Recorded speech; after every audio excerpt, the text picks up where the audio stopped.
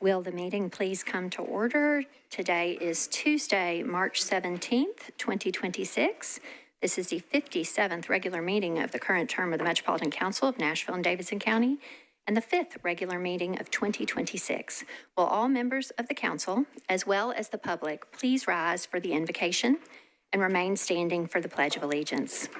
The invocation is being offered this evening by Siobhan Cindy and Ipek Ismail. Mr. Cindy and Ms. Ismail are the guests of District 12 Council Member Aaron Evans. Welcome to you both. Go ahead. You're recognized.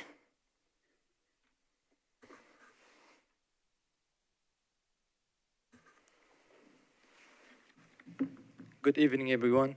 Thank you very much for having us here. And thank you to Vice Mayor and Councilwoman Aaron Evans. Thank you very much. It is an honor to be in front of everyone. And we just want to wish everyone Happy Nowruz and Nowruza wa Piruzbat. Thank you. Thank you, Siobhan.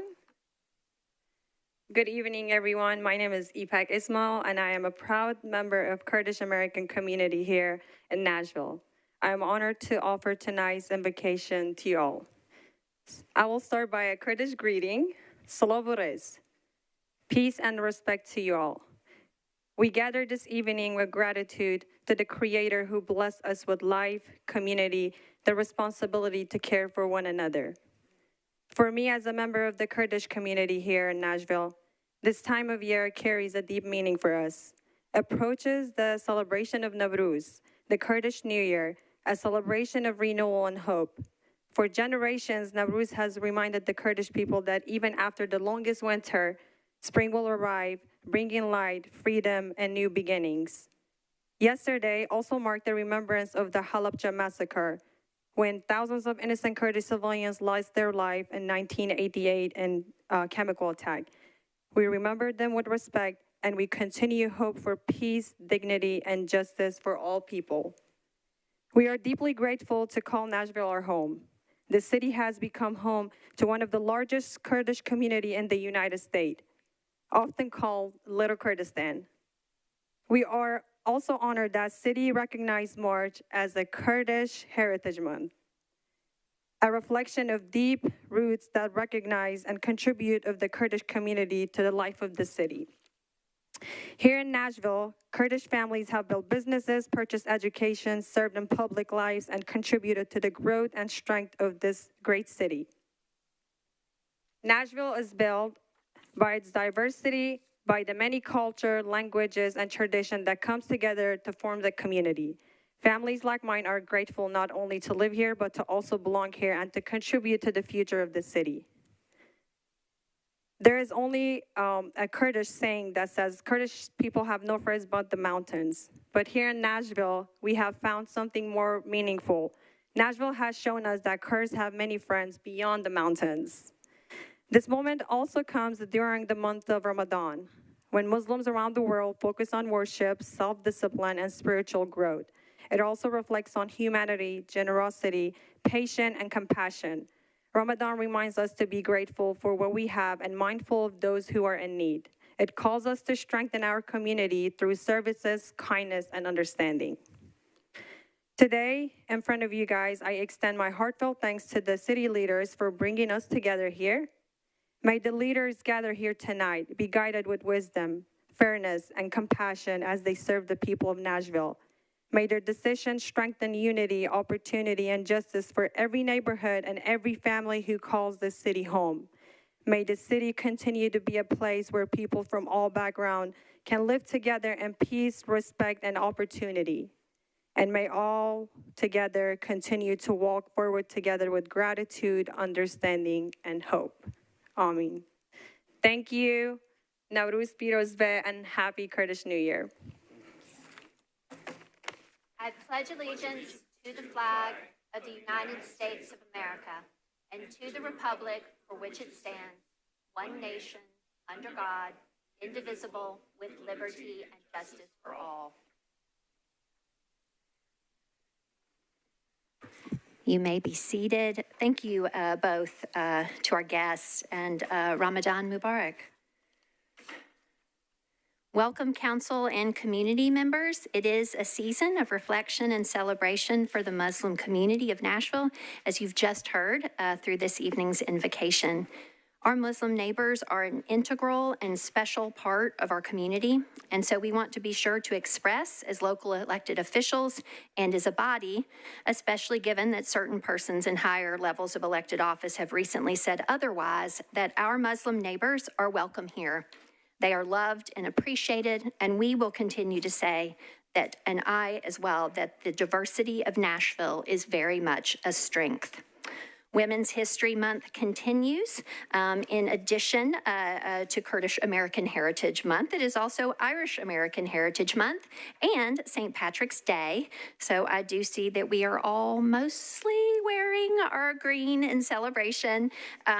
We send greetings to our sister city of Belfast, Northern Ireland, and our hearts are also with our sister city of Erbil, the capital of the Kurdistan region of Iraq. Members will have received from me a memo regarding a vacancy on the Health and Education Facilities Board, also known as the HEFB. This is a public nonprofit corporation organized under the laws of the state of Tennessee for the benefit of the citizens to encourage and promote the improvement and maintenance of their health and living conditions.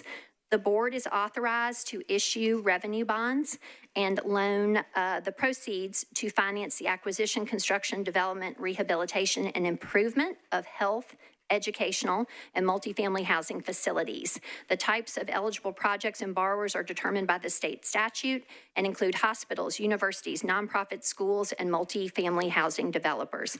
The board's revenue bonds are special, limited obligations, payable solely from the revenues pledged as security for the bonds. The board has no financial resources and the board has no taxing power. The Metro government is not liable for the repayment of the board's bonds. The board considers resolutions approving financing documents at public meetings and holds public hearings if required. The board is comprised of 7 Davidson County resident volunteers who are nominated and elected by the Metropolitan Council to 6-year terms. So the floor will be open for nominations by council members at the next council meeting. So there will be 1 vacancy on this board, as has been described by you and the public. So we encourage members to be thoughtful in these nominations, and we always encourage members of the community to reach out to their council members if they are interested in serving on the HEFB. All right. Without objection, we will suspend the calling of the roll and ask the clerk to please record the names of the members present throughout the meeting. Is there a motion onto our approval of minutes? Is there a motion for approval of the minutes of the meeting of March 3rd, 2026? Okay, there is a motion properly seconded and without objection. And seeing no one seeking to be recognized for a change to the minutes. Okay, the minutes of the meeting of March 3rd are approved. Mr. Clerk, are there any messages from the mayor? Yes, there is a message from the mayor. Go ahead, Mr. Clerk. Dear Vice Mayor Henderson and members of council, pursuant to regulations of the Tennessee Comptroller's Office, please find the State of Tennessee reporting forms for the 2026 Series A, B, and C general obligation bonds in the cumulative amount of $600,670,000. The 2026 general obligation bonds were authorized through Resolution RS 2026-1771 on February 3rd, 2026. Metro Nashville's strong financial management was recognized by the 3 primary bond rating agencies who reaffirmed our credit ratings. Moody's, S&P, and Kroll rating agencies specifically acknowledged Metro's well-maintained financial operations supported by sound financial, debt, and fund balance policies. Metro secured a competitive and favorable aggregate interest rate of 3.595% for its 2026 bonds, well below the maximum authorized rate of 6.0%, keeping costs low for taxpayers and maximizing the long-term affordability of the bond program. These interest rates align closely with those obtained by AAA-rated issuers in the marketplace at the time. Additionally, the Metro Finance Department recently secured a fuel price contract that locked in fuel rates prior to commencement of military action in the Middle East. As a result of the contract, Metro will pay a guaranteed rate that is significantly lower than current fuel prices. Metro's fuel price contracts are secured through fiscal year 2027. As always, we appreciate the Metropolitan Council's support on these important financing initiatives. Sincerely, Mayor Freddie O'Connell. All right. Thank you, Mr. Clerk, and thank you, Mr. Mayor. We are going to roll right in to our agenda, Section E, Appointees and Nominees. This portion of the agenda shares all persons who were scheduled to appear before the Rules, Confirmations, and Public Elections Committee for an interview this evening. Referrals back to the committee will be by rule as part of the council's two-meeting process for elections and confirmations. No votes will be taken by the body in this section of the agenda. Chair Cash, your brief report, please, sir. No vote totals necessary, simply the name of those interviews and for which seat or commission. And also, if a person in the appointment and confirmation process was unable to attend your committee this evening, at what meeting they will next appear, please, sir. Go ahead. Okay, so for the Arts Commission, Evan Brown was approved. For Planning Commission, Jessica Farr was approved. And then we deferred Mirza Esteban for one meeting. Russ Pulley was withdrawn for the Sports Authority. Jeffrey Ezel Ace, we deferred one meeting for the Sustainability Advisory Committee. Approved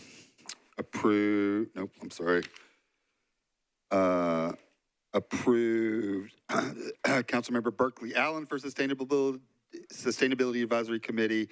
We suspended the rules because he wasn't on our committee agenda, but we suspended the rules and approved Jason Carney for the Sustainability Advisory Committee.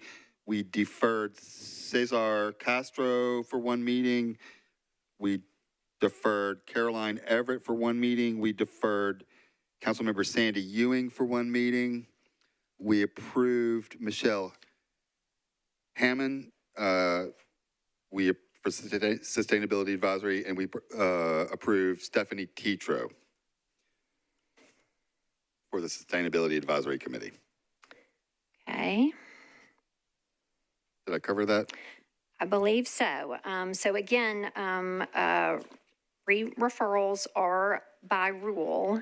And just to reconfirm, those folks being deferred one meeting for an interview at the next meeting will be Mira Esteban for Property Standards, Jeffrey Ezel for Sustainability Advisory, as well as Caroline Everett and Ms. Ewing. So all three of those. Did you say Cesar Castro?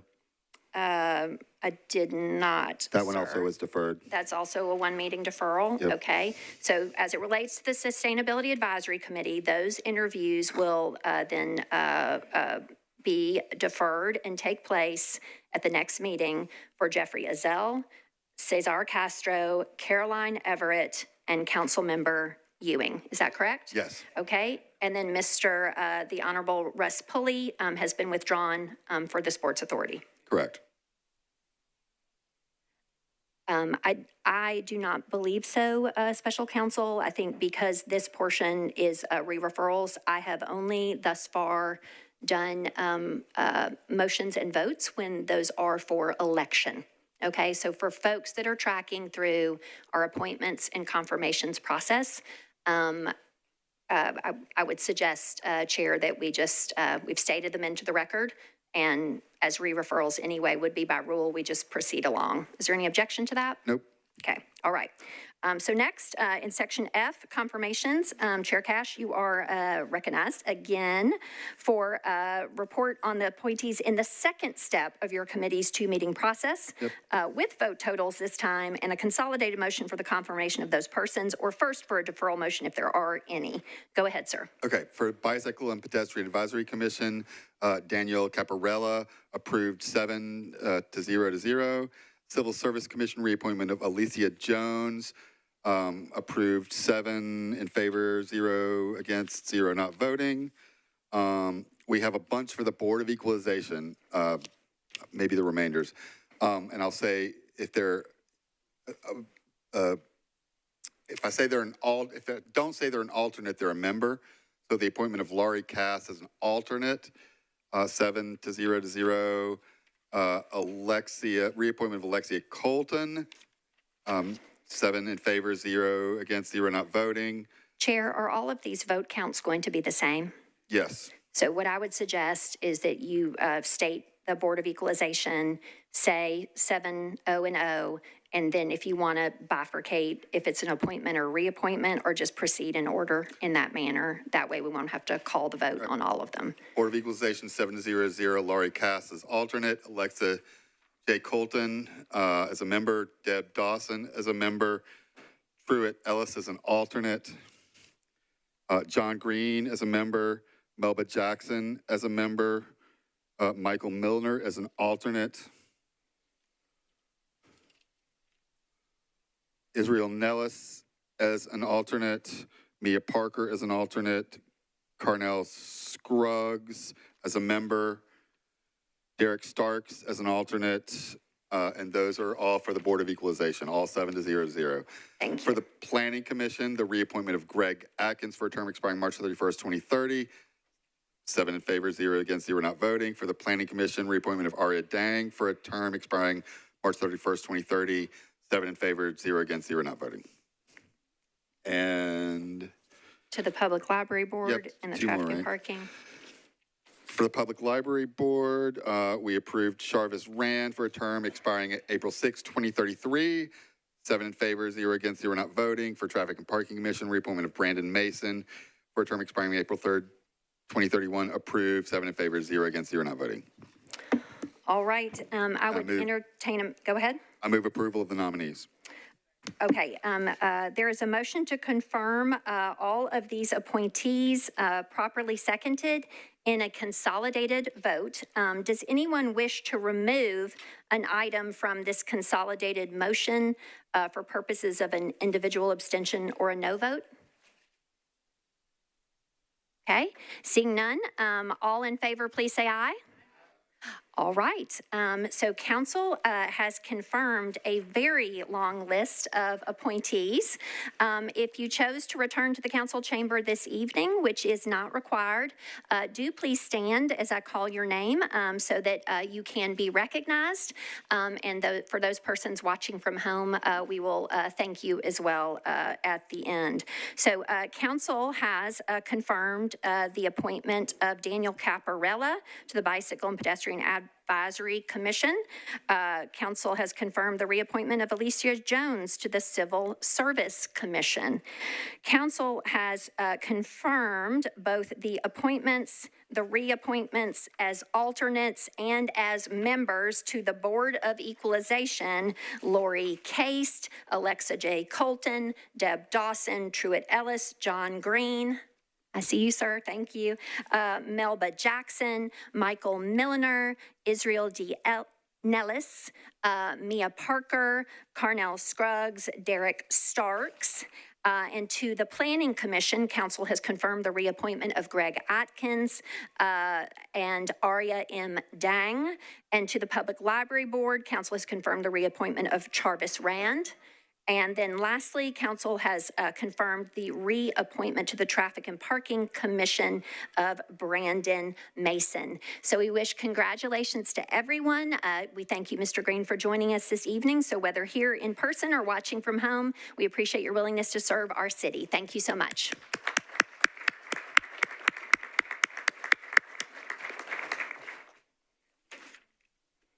All right, next is section G, our public comment period.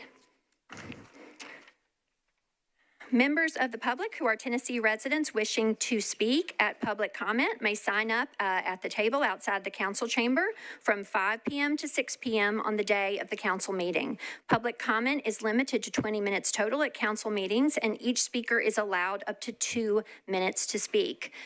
Persons speaking on agenda items must be prioritized to comply with state law. All right. I will go ahead and read out the first 2 or 3, and that way you can all go ahead and come forward and we can proceed along. First, for public comment is Todd Horn. Todd Horn will be followed by Paul Pleeman and then Michael Lacey. Mr. Horn is speaking on agenda item number 77, ordinance 1275 regarding 0 West Campbell Road, speaking in opposition. Mr. Horn, you're recognized. Thank you very much to the council. I appreciate your time and your effort. My name is Todd Horn. I live in the Ridgemont neighborhood. I'm here to ask one question and I respectfully request an answer from this council.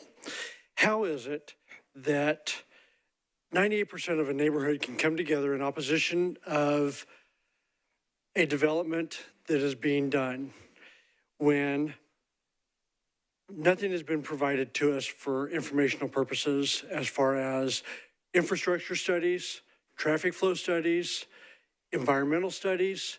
Nothing has been given to us. We're very frustrated. We've shown up to all the meetings, not all of us, but enough of us in the red shirts. With this information,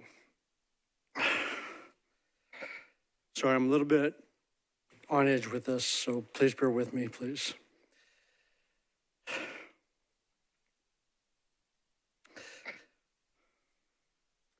Part of this is frustration from Councilmember Gamble creating hostility at board meetings. She brought a letter from a woman by the name of Elaine Angelico, who does not live in our neighborhood. She lives in Hermitage neighborhood. Read the letter to the public, read the letter to two different meetings, which is a blatant, bold-faced lie. She has nothing to do with our neighborhood, but yet this information, how is it that this has gotten to this point when so many people have said, no, we don't want it? Not that we don't want it, we don't want what they're doing. If they would come to us with a more favorable design, a more favorable group of housing, we would probably accept it. Your time has expired. Thank you. So if I could get an Next- answer? And you're welcome to email the council. We don't respond. You are giving public comment to the body. There's no response from the body at this time. Next is Paul Pleeman, also speaking on agenda item number 77, ordinance 1275, 0 West Campbell Road, as well as public participation in local government. He is speaking in opposition to 1275. After Mr. Pleeman will be Mr. Lacey. Mr. Lacey will be followed by Mr. Hodge. Go ahead, Mr. Pleeman. Good evening, Council. My name is Paul Pleeman. I'm here tonight because I actually want to address something that unfortunately became a part of this process. My ethics complaint against Councilmember Jennifer Gamble was recently dismissed. The complaint centered on statements made during an active rezoning process. Her voicemail stated that I was aggressive, that I caused Metro Police presence at meetings, and that I went on what was described as a racist rant about her to a Metro planning staff member. That allegation is false. The staff member who was named has confirmed on record that no such conversations occurred and that I made no racist remarks. I have never made a racist statement about Councilmember Gamble or anyone else. I have never threatened her. My participation has consisted of public comments, written correspondence, meetings, and policy arguments. The Department of Law concluded that even if those statements were made, they do not meet the legal threshold for an ethics violation. That may be a legal conclusion, but I am not here to debate legal standards. I am here to defend my character. When an elected official labels a private citizen as racist or as a public safety concern during an active legislative matter, it shapes perception. It can chill public participation and influence votes. It carries consequences beyond this chamber for my family, for my professional life, and for our place in this community. Now, a few more quick points. This proposal adds more than 20 homes than what it's zoned for, not 8. Ellen Angelico is not a resident of our neighborhood. She lives 2 miles away. Glad you think this is funny, sir. Please don't be arrogant and think we're not coming for your seats. All right, next is Michael Lacey, speaking on agenda item 16. This is Resolution 2026-1842, grant funding for homelessness services. Speaking in support, Mr. Lacey will be followed by Mr. Hodge, and then after that, Elliott Perry. Go ahead, Mr. Lacey, you're recognized. Recently, I interviewed a young couple taken from a homeless encampment in Hermitage and placed at the Roadway Inn. They're homeless again. They survived the ice storm in a tent, barely. Metro put them in a lease in 2024, paid rent for a while, then stopped without notice, and they were evicted. They struggled to get housing again, but were evicted again, and this time she was pregnant. Homeless, they gave the baby up for adoption at the hospital. When I asked if they would have kept the baby if they had a home, they said yes. 2 families have filed Title VI civil rights complaints recently over similar treatment.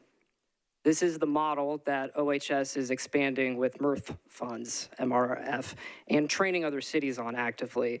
Metro places vulnerable people in high eviction complexes and signs nothing. Tenants sign leases, and in every case I've heard, never receive copies of those leases. But Metro keeps a copy of their leases, even though they don't appear in it. I obtained many of those leases through public records request. I had more access to their leases than these tenants had. And here's the thing, OHS was never authorized to pay rent. As Director Calvin noted today in the prior committee meeting, other departments do because council authorized them to do so. OHS was not authorized. There are no contracts, there are no procurement, there's no authorization, and these are hundreds of thousands of dollars being paid going back to 2024. Please look into Business Unit 539-02028. It's designated for Strobel House and then was given to some other specific organizations, but it wasn't used for these purposes. I would expect more Title VI complaints, more exposés, and for eviction rates to be tracked by district and for the usage of MRF funds to be tracked by district. So please proceed accordingly. Thank you. Next is Michael Hodge regarding the Barnes Housing Trust Fund, speaking in support. Go ahead, sir. I'm Mike Hodge. I live in District 31, John Rutherford's district.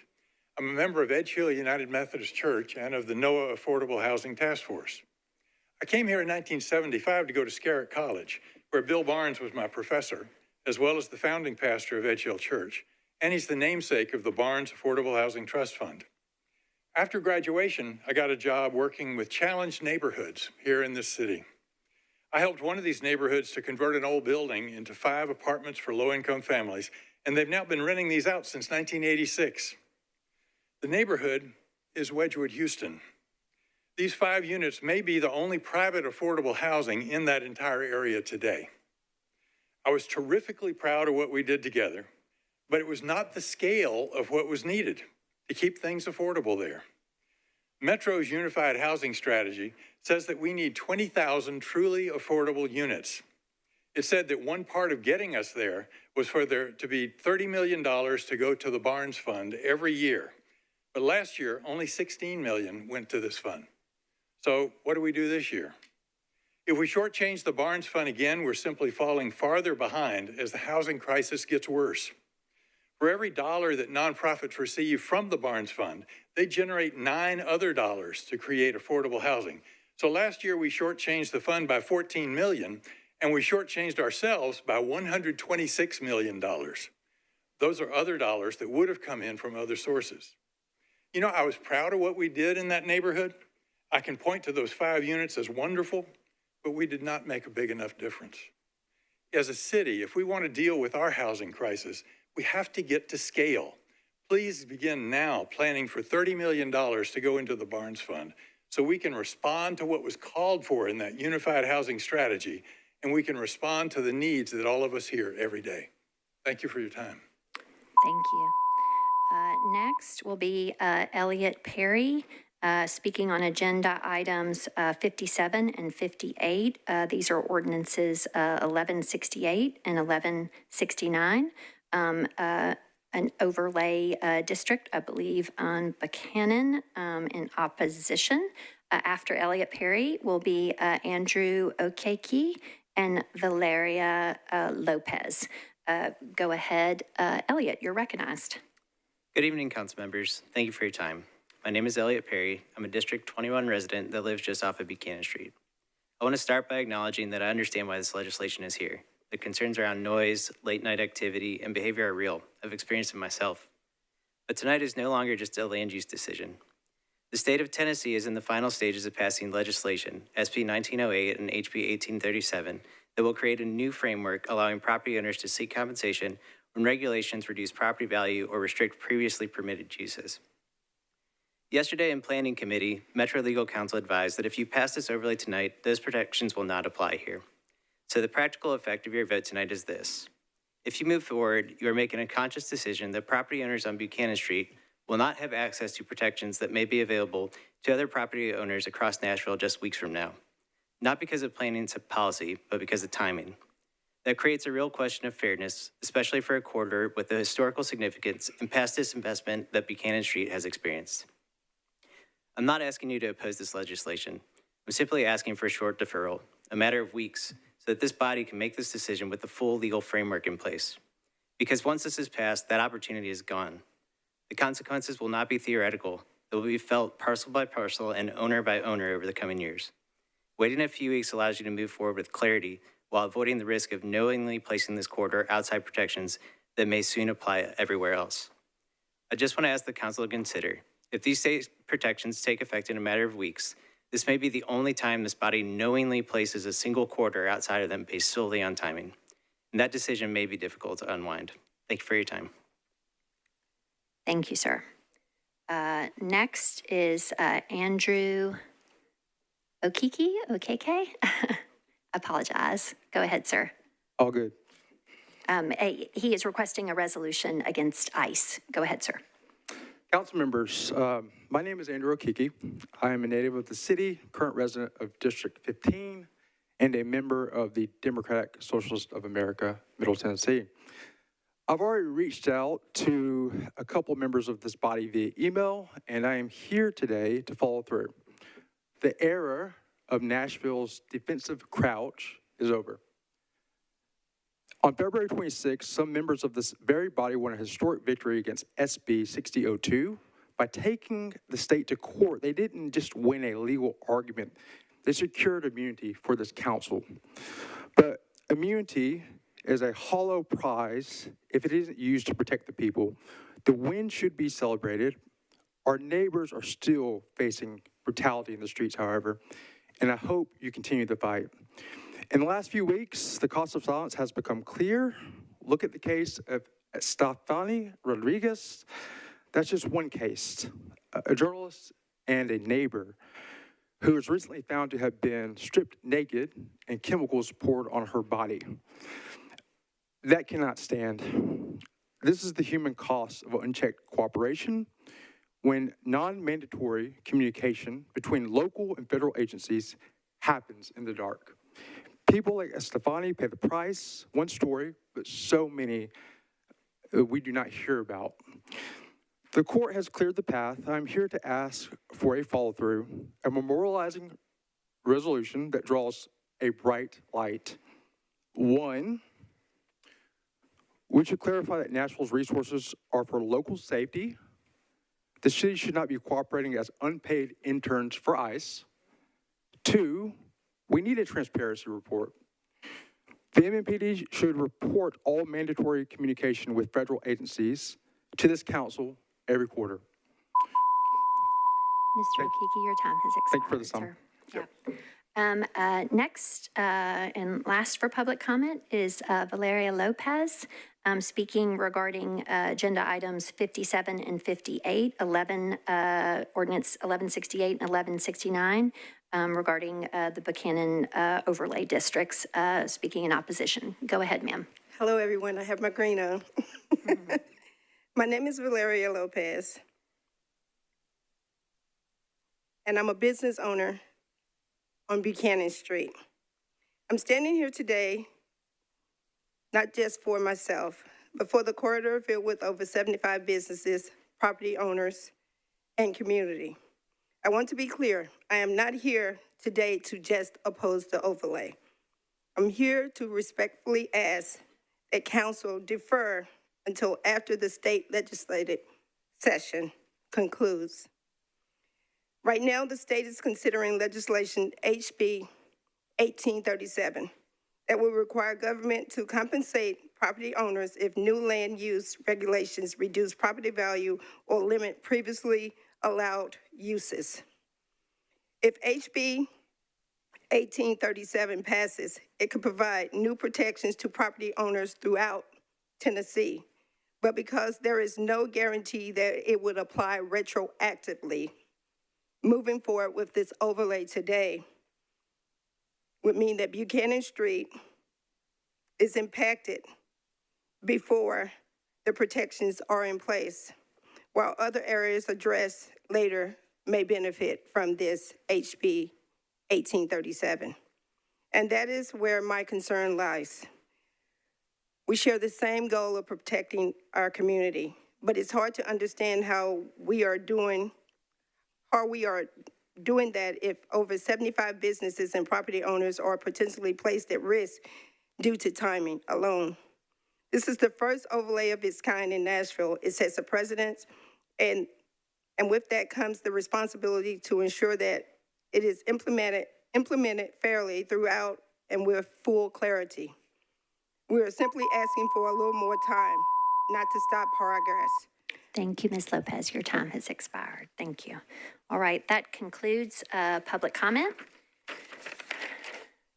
Next, we move on to section H of our agenda regarding a rule of procedure proposal for an amendment to Rule 50 regarding elections to boards and commissions, sponsored by Mr. Coupin and Ms. Stiles, with a proposed substitute from Chair Cash. We take these rules up as we would legislative items, and so with that, I will recognize you, Chair Cash.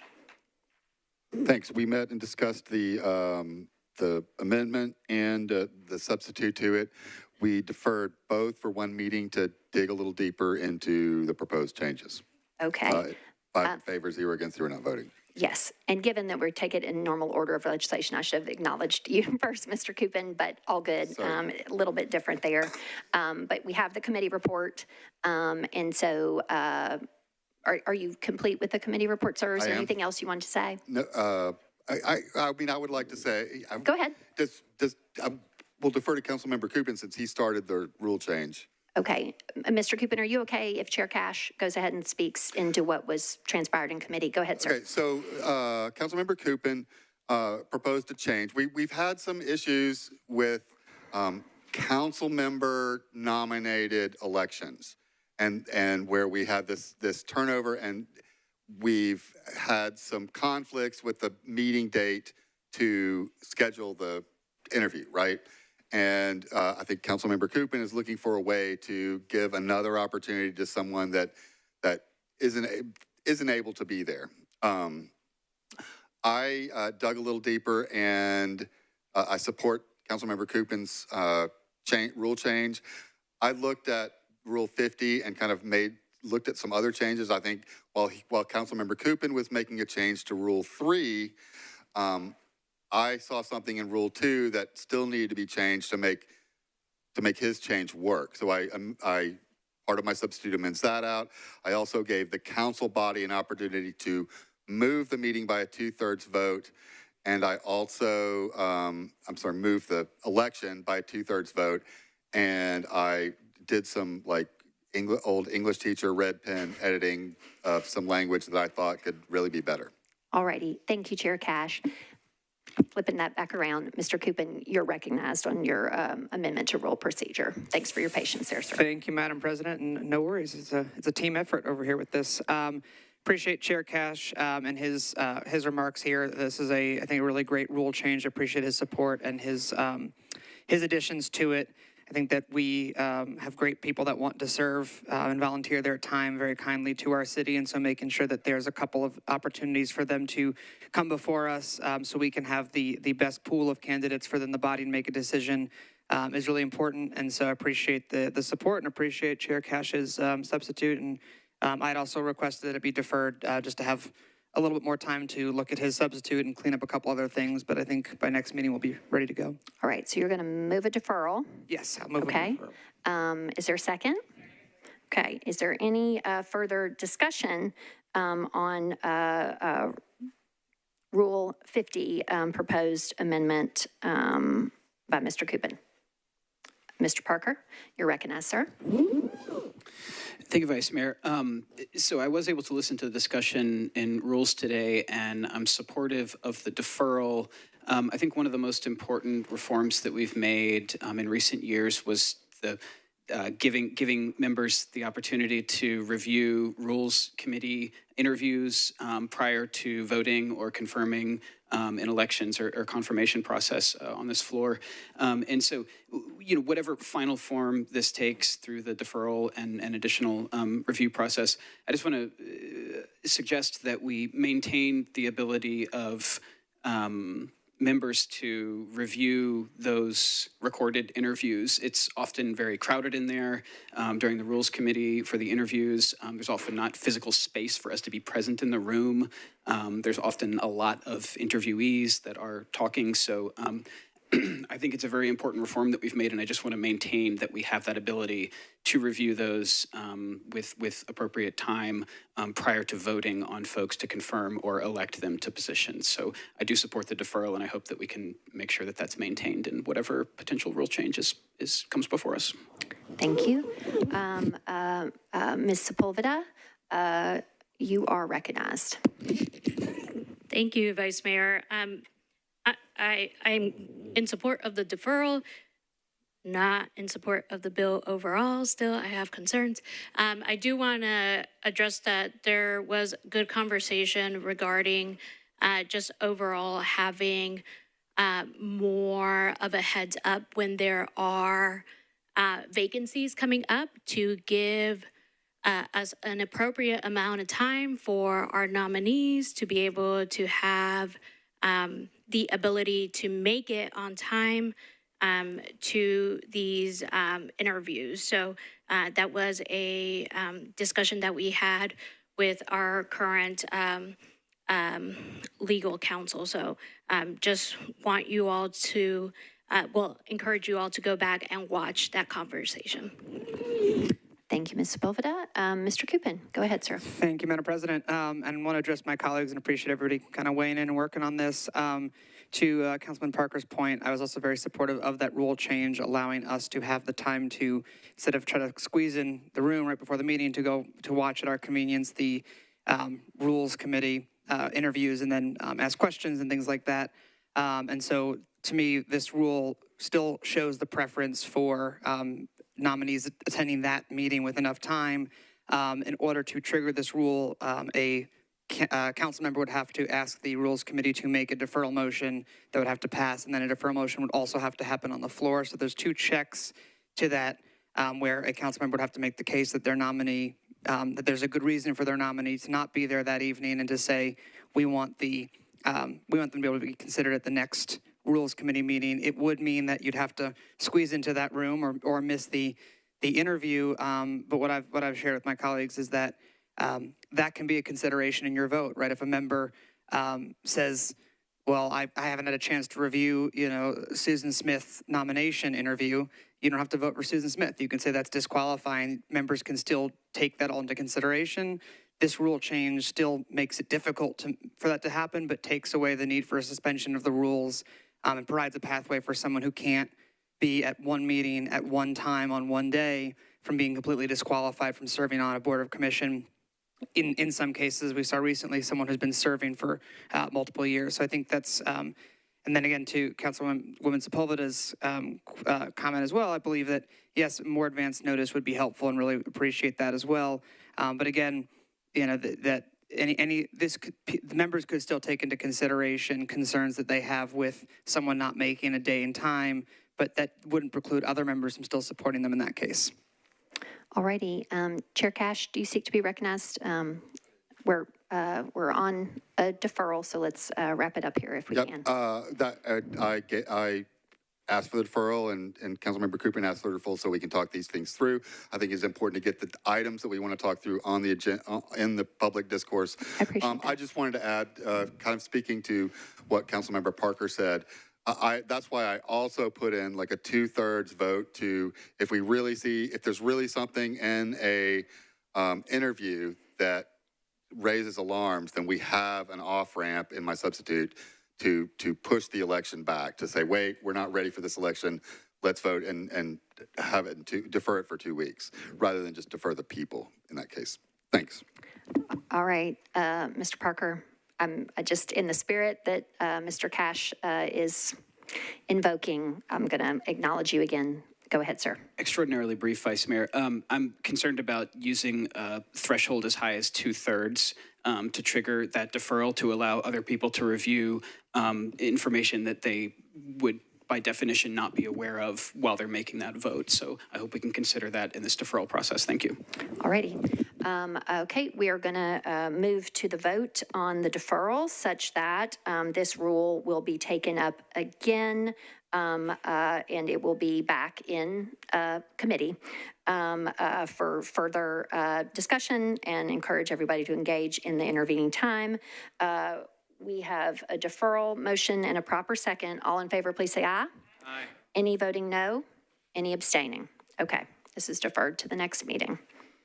Next, we have a, point of order. Yes, Mr. Benton, sir. Thank you, Vice Mayor. May I have a brief point of personal privilege? Usually, sir, we take those at the end. Is it pertaining to a legislative matter or kind of an unrelated? I'm happy to acknowledge you at the end of the meeting. That's fine. Okay, thank you, sir. All right, resolution on public hearing, section I. This is, we have Spanish interpretation services offered for council public hearings. Council office team member Karina Valdez is here to help. Ms. Valdez, can you please share with us how you can do that, please, ma'am? Go ahead. Los servicios de interpretación en español están disponibles en la audiencia pública. Gracias. Okay, gracias, Ms. Valdez. We appreciate you.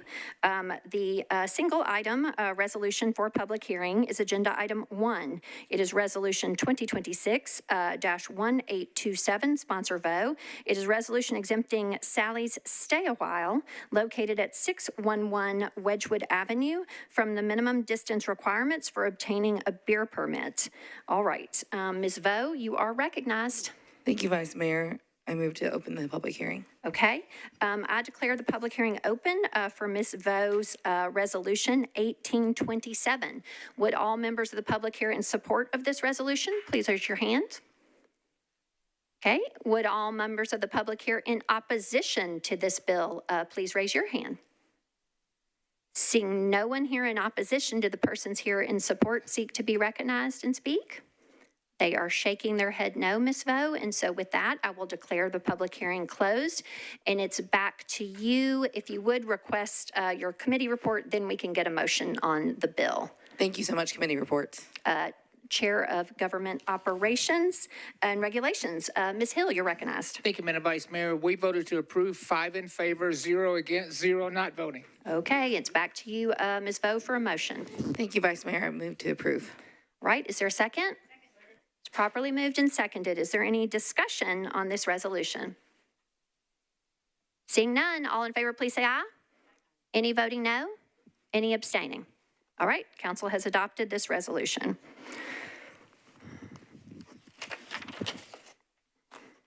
All right, now we're rolling right into Section J, our consolidated consent agenda. All resolutions and second and third reading ordinances on this agenda are included on the consent agenda if recommended for approval unanimously by all committees to which the item was referred. Items on the consent agenda will be voted on at a single time. The item number, along with the resolution and ordinance number of the items on the consent agenda, will be read by me. And then members of the council may remove any item from the consent agenda by request before the consent agenda vote is taken. Okay? The first item proposed for the consolidated consent agenda is Agenda Item 2, Resolution 2026-1828.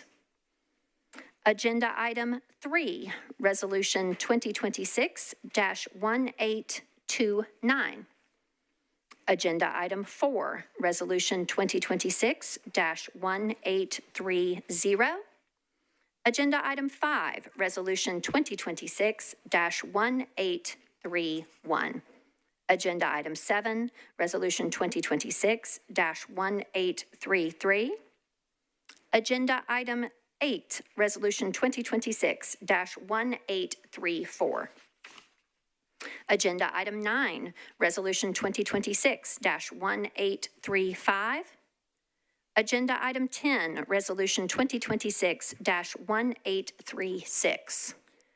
Agenda Item 11, Resolution 2026-1837. Agenda Item 12, Resolution 2026-1838. Agenda Item 13, Resolution 2026-1839. Agenda Item 15, Resolution 2026-1841. Agenda Item 16, Resolution 2026-1842. Agenda Item 17, Resolution 2026-1843. Agenda Item 18, Resolution 2026-1844. Agenda Item 19, Resolution 2026-1845. Agenda Item 21, Resolution 2026-1847. Agenda Item 22, Resolution 2026-1848. Agenda Item 23, Resolution 2026-1849. Agenda Item 24, Resolution 2026-1850. Agenda Item 25, Resolution 2026-1851. Agenda Item 26, Resolution 2026-1852. Agenda Item 27, Resolution 2026-1853. Agenda Item 28, Resolution 2026-1854. Agenda Item 29, Resolution 2026-1855. Agenda Item 30, Resolution 2026-1856. Agenda Item 31, Resolution 2026-1857. Agenda Item 32, Resolution 2026-1858. Agenda Item 33, Resolution 2026-1859. Agenda Item 34, Resolution 2026-1860. Right, now for bills on second reading proposed for the consent agenda. First among those is Agenda Item 50, Ordinance BL 2026-1297. Agenda Item 51, Ordinance BL 2026-1298. Agenda Item 52, Ordinance BL 2026-1299. Agenda Item 53, Ordinance BL 2026-1300. Agenda Item 54, Ordinance BL 2026-1301. Agenda Item 55, Ordinance BL 2026-1302. Now for bills on third reading proposed for the consent agenda. First among those is Agenda Item 57, Ordinance BL 2025-1168. Agenda Item 58, Ordinance BL 2025-1169. Agenda Item 59, Ordinance BL 2026-1247. Agenda item 62, ordinance BL 2026-1250. Agenda item 63, ordinance BL 2026-1251. Agenda item 64, ordinance BL 2026-1252. Agenda item 65, ordinance BL 2026-1262. Agenda item 66, ordinance BL 2026-1263. Agenda item 67, ordinance BL 2026-1264. Agenda item 68, ordinance BL 2026-1265. Agenda item 69, ordinance BL 2026-1266. Agenda item 70, ordinance BL 2026-1267. Agenda item 71, ordinance BL 2026-1268. Agenda item 72, ordinance BL 2026-1269. Agenda item 73, ordinance BL 2026-1270.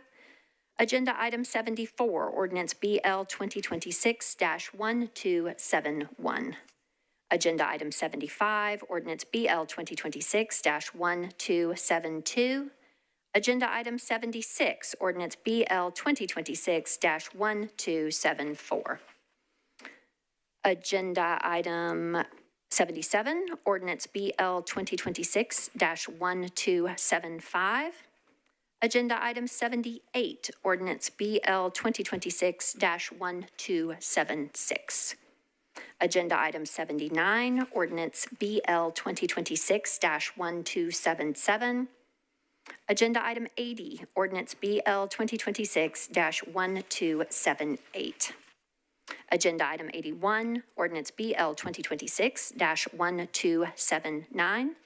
Agenda item 82, ordinance BL 2026-1280. Agenda item 83, ordinance BL 2026-1281. Agenda item 84, ordinance BL 2026-1282. Agenda item 85, ordinance BL 2026-1283. Agenda item 86, ordinance BL 2026-1285. Agenda item 87, ordinance BL 2026-1286. Agenda item 88, ordinance BL 2026-1287. Agenda item 89, ordinance BL 2026-1288. Agenda item 90, ordinance BL 2026-1289. Agenda item 91, ordinance BL 2026-1290. Agenda item 93, ordinance BL 2026-1292. Agenda item 94, ordinance BL 2026-1293. Agenda item 95, nope, I'm sorry, that is not proposed for consent. So last was 94, and that is the final item proposed for the consolidated consent agenda. Do any items need to be removed from the consent agenda? If so, members, please join the queue to request that. Councilmember Welsh, you are recognized. Thank you, Vice Mayor. I would like to pull items 7, 57, and 58. Can you give me the agenda number, please, ma'am? Item number 7. Thank you, ma'am. 57 and 58. Okay, got it. I was merging 757 all together, and I was like, hey, what's happening there? Okay.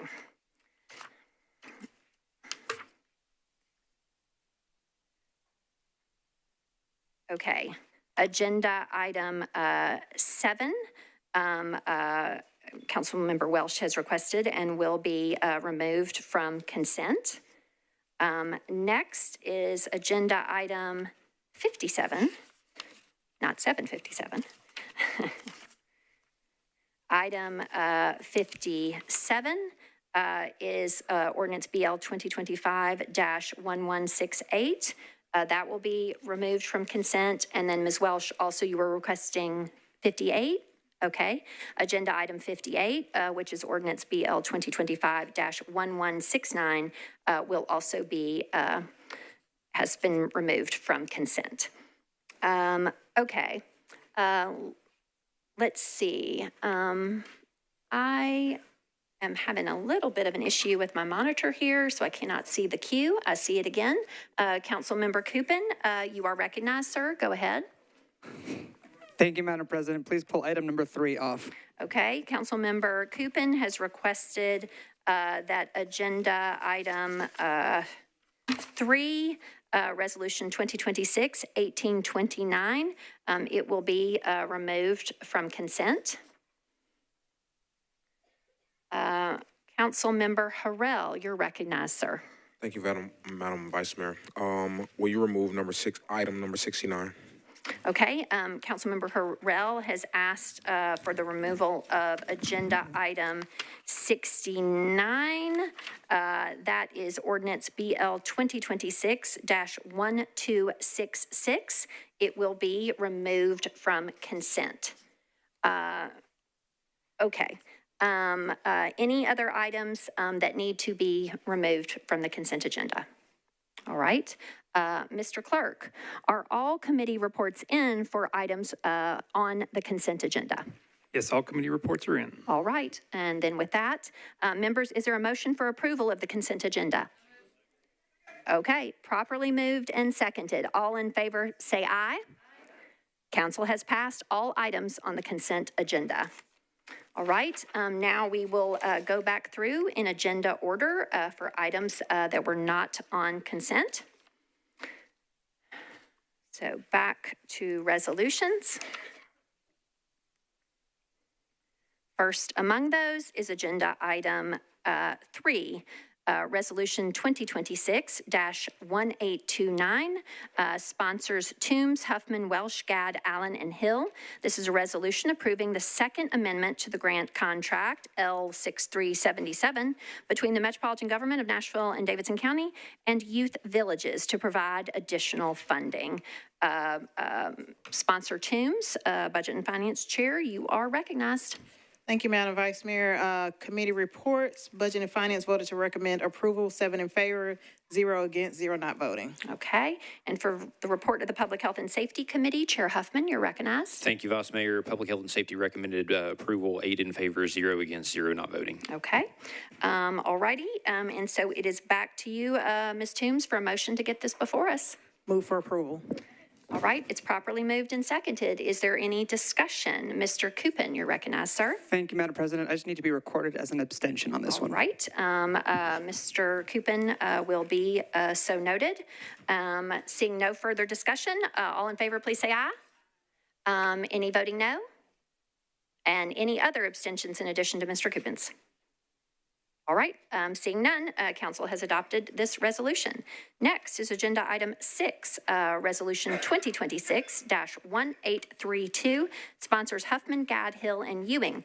This is a resolution approving a memorandum of understanding between the Metropolitan Government of Nashville and Davidson County, acting by and through the Metropolitan Board of Health and Vanderbilt University Medical Center to establish emergency work site points of dispensing medication during a public health emergency, and to provide licensed medical employees and other licensed medical professionals specified by the POD with mass prophylaxis for distribution in the event of a public health emergency. Mr. Huffman, Chair, you're recognized, sir. Thank you, Vice Mayor. Committee reports. Public Health and Safety recommended approval, 7 in favor, 1 against, 0 not voting. Okay. With that committee report in, would you like to move approval, sir? Move for approval. Okay. Properly moved and seconded. Is there any discussion on this resolution? Seeing none, all in favor, please say aye. Any voting no? Any abstaining? Okay. Mr. Bradford will be recorded as an abstention. Mr. Clerk, if you would please do that. Council has adopted this resolution. All right. Next is Agenda Item 7, Resolution 2026-1833, sponsor Huffman.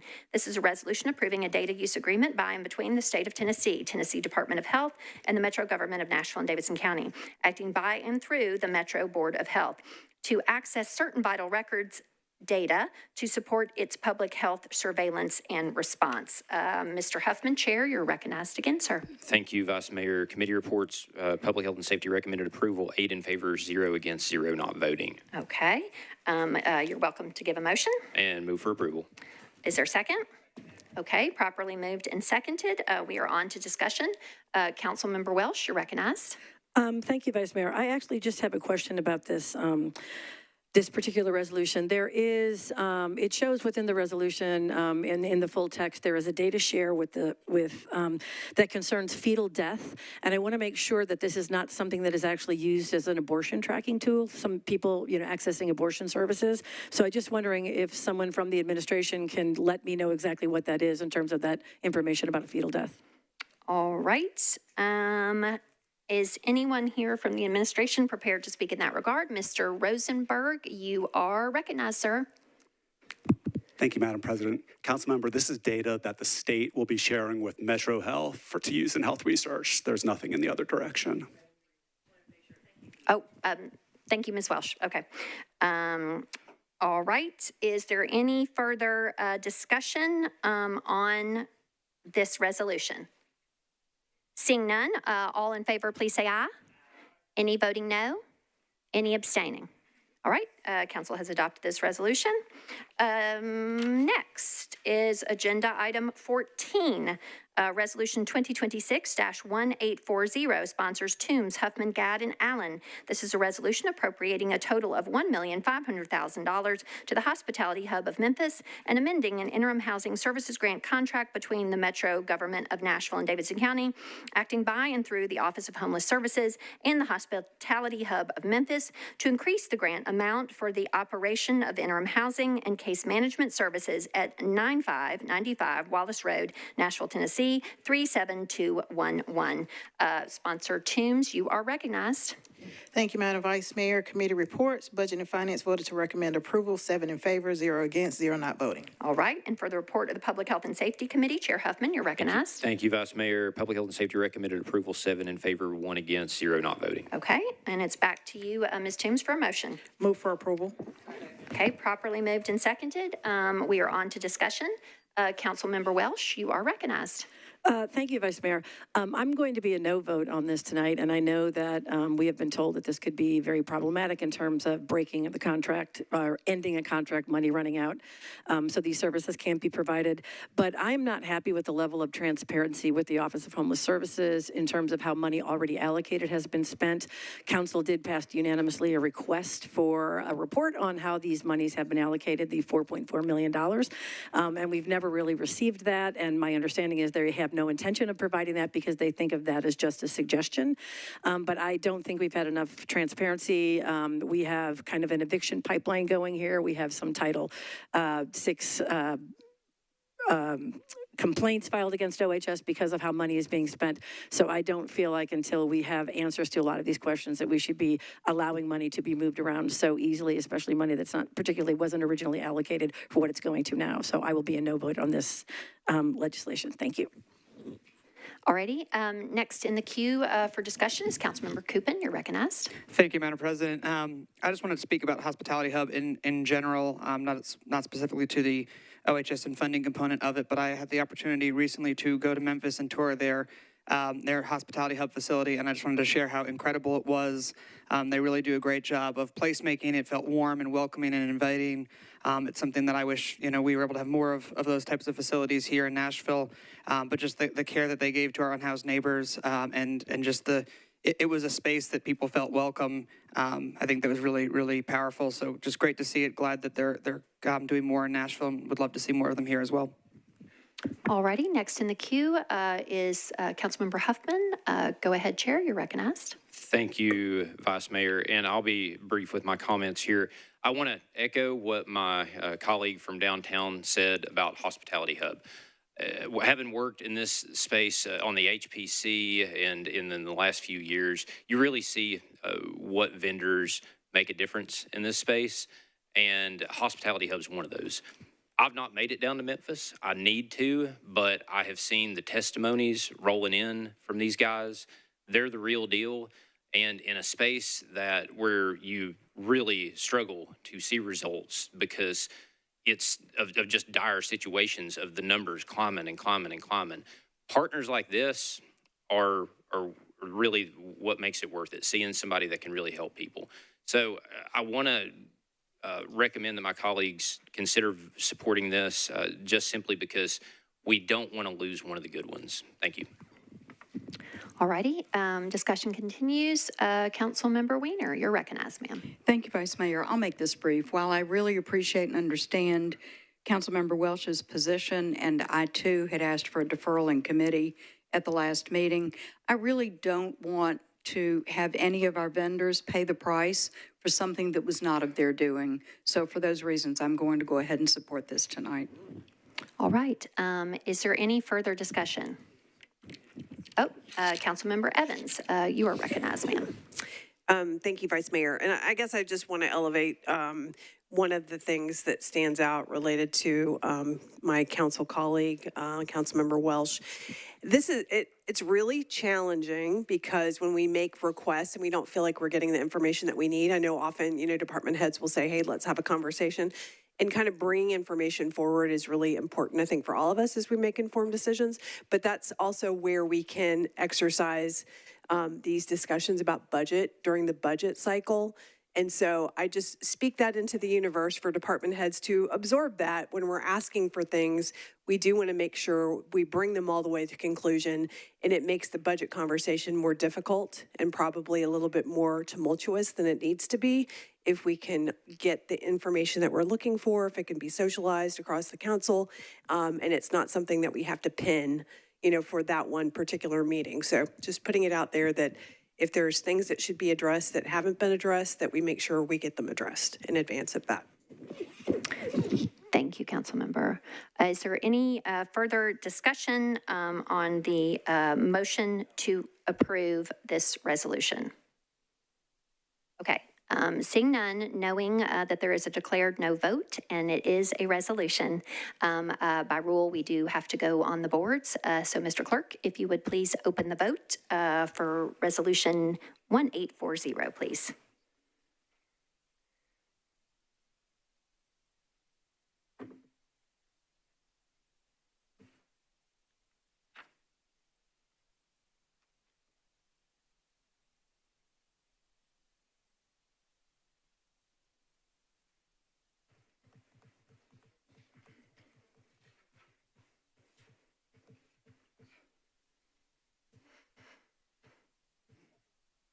With all votes in, Mr. Clerk, please show the vote. The motion to approve passes with 31 votes in favor, 2 against, and 0 abstentions. So council has adopted this resolution. All right, next is agenda item 20, resolution 2026-1846, sponsors Coupon, Toombs, Vaux, Welsh, Gad, and Hill. This is a resolution accepting an in-kind grant from the Nashville Convention and Visitors Corporation to the Metropolitan Government, acting by and through the Metropolitan Nashville Parks and Recreation Department to install a double-sided lighted sign at the south end of the Music City Walk of Fame Park. Councilmember Coupon, you're recognized, sir. Withdraw, please. All right, this item, 1846, agenda item 20, has been withdrawn.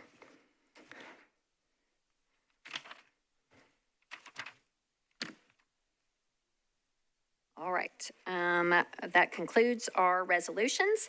Now we are at section L, bills on introduction and first reading. By rule, all items on first reading shall be voted on at the same time unless requested otherwise by a primary sponsor or by 2 other members. Do any items need to be removed from the collective vote? All right, seeing none, is there a, I'm sorry, Mr. Horton, go ahead, sir. Thank you. Just one moment, please. Sorry. Item 30. No, sorry, just one moment. I apologize. No worries. Item 35, please. All right. Councilmember Horton has requested that we move agenda item 35. This is ordinance BL 2026-1314, of which he is the primary sponsor. It is on first reading, and so we will take it separately. So it's just being removed from the collective vote. Is there any other member seeking to be recognized to remove something from the collected vote? Okay, seeing none, is there a motion for approval of all the items remaining on first consideration? All right, properly seconded and without objection, you have approved all items on first reading. All right, now we will go back to agenda item 35. Again, this is ordinance BL 2026-1314, sponsors Horton and Evan Siegel.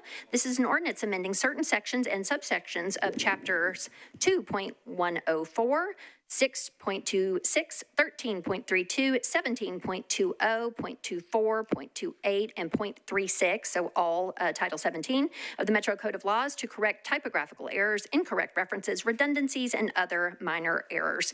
Councilmember Horton, you're recognized, sir. Thank you, Vice Mayor. I'd like to move to defer this to the first meeting in July, please. Okay, so you wish to... Sorry. Okay. Pass on first. Sorry, defer, sorry. No defer worries. the second, pass on first and defer second reading to the first meeting in July. Okay, so there is a motion to approve on first reading and to defer the second reading to the first meeting in July, correct? Okay, is there a second for that motion? All right, is there any discussion on that motion? Seeing none, all in favor, please say aye. Any voting no? Any abstentions? All right, this has passed its first of three readings. Its second reading will be at the first meeting in July. All right, that concludes our first reading items. So we will keep on rolling into agenda section M, bills on second reading. First among those is agenda item 48. Ordinance BL 2026-1255, sponsors Huffman and Horton. This is an ordinance amending Chapter 13.08 of the Metro Code of Laws related to sandwich board signs in the public right-of-way. Council Member Huffman, sir? Okay. Mr. Horton, do you know the sponsor's intent? I believe the sponsor wishes to defer one meeting. Okay. We have to request the committee reports, if you would, sir. Committee reports. Okay. For the report of the Budget and Finance Committee, Ms. Toombs. Budget and Finance voted to recommend a one meeting deferral, 7 in favor, 0 against, 0 not voting. Okay.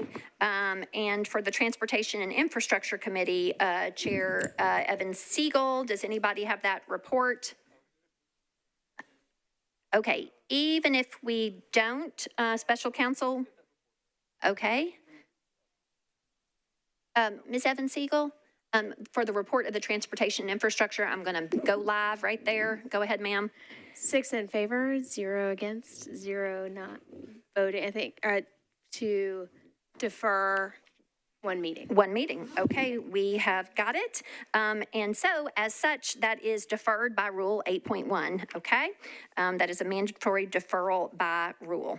Okay, next we have agenda item 49. This is ordinance BL 2026-1295, sponsors Allen, Bradford, and Huffman. This is an ordinance amending section 2.24.230 of the Metro Code of Laws regarding the community meeting requirements for leasing certain Metro government-owned properties. Councilmember Allen, you're recognized, ma'am. Thank you, Madam President. Committee reports, please. For the report of the Budget and Finance Committee, Chair Toombs. Budget and Finance voted to recommend a one meeting deferral, 7 in favor, 0 against, 0 not voting. Okay, and for the report of the Government Operations and Regulations Committee, Chair Hill, you're recognized. Thank you, Madam Vice Mayor. We voted one meeting deferral, 5 in favor, 0 against, 0 not voting. All right, and so with those committee reports in by Rule 8.1, this is automatically deferred. One meeting. Yes, one meeting, yes. All right, this will be taken up again at the first meeting in April. All right, rolling right along into bills on third reading. First among those is Agenda Item 56, Ordinance BL 2025-1148. Sponsors Prep T and GAD. This is an ordinance amending Chapters 17.04 and 17.32 of the Metro Code of Laws to revise and add regulations on signs within the zoning code. Sponsor Prep T, you are recognized, sir. Thank you, Madam Vice Mayor. Committee reports. For the committee report of the Planning and Zoning Committee, Chair Horton, you're recognized. Thank you, Vice Mayor. The Planning and Zoning Committee considered the bill and a substitute. We recommended approval of the substitute, 9 in favor, 0 against, 0 not voting, and recommended approval of the bill as substituted, 9 in favor, 0 against, 0 not voting. All right, so it's back to you, Mr. Prep T, for a motion to get this before us. Go ahead, sir. Thank you, Madam Vice Mayor. Move approval with a comment. All right, is there a second? Go ahead, sir. Thank you, Madam Vice Mayor. Move approval of the substitute. All right, is there a second? Okay. Is there any discussion on the motion to substitute?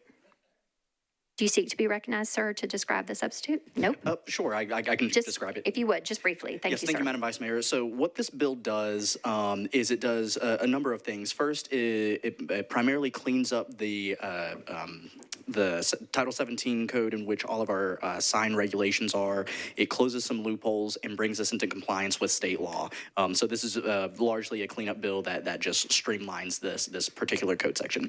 And with that, Madam Vice Mayor, I renew my motion. All right, there is a motion to substitute. You've heard a description of this from Sponsor Prep T. Is there any further discussion on the motion to substitute? Seeing none, all in favor, please say aye. Any voting no or abstaining?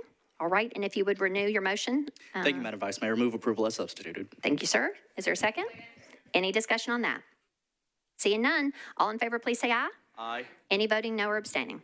All right, this has passed its third and final reading as substituted.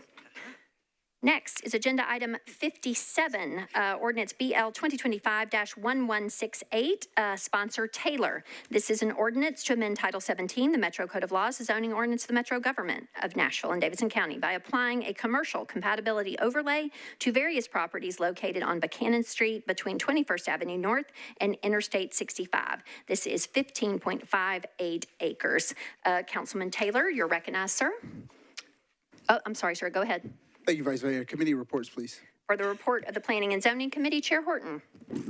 Thank you, Vice Mayor. Planning and Zoning recommended approval, 9 in favor, 0 against, 0 not voting. All right, it's back to you for a motion, Mr. Taylor. Move for approval. Is there a second? Okay, it's before us. You still have the floor, sir. Anything you would like to add at this time? Nope. Okay. We're on to discussion then. Councilmember Welsh, you're recognized. Thank you, Vice Mayor.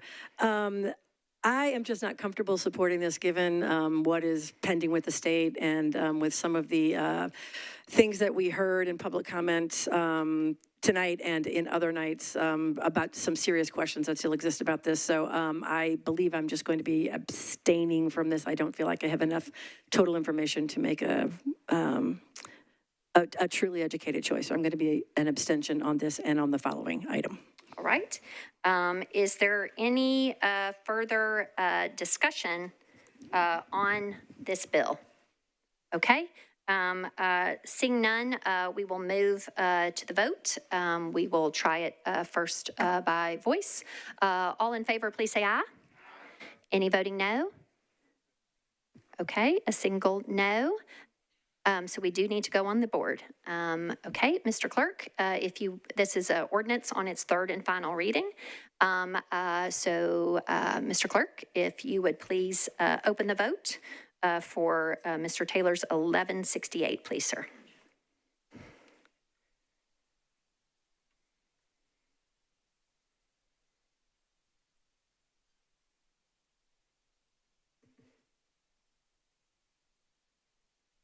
With all votes in, Mr. Clerk, if you would please show the vote.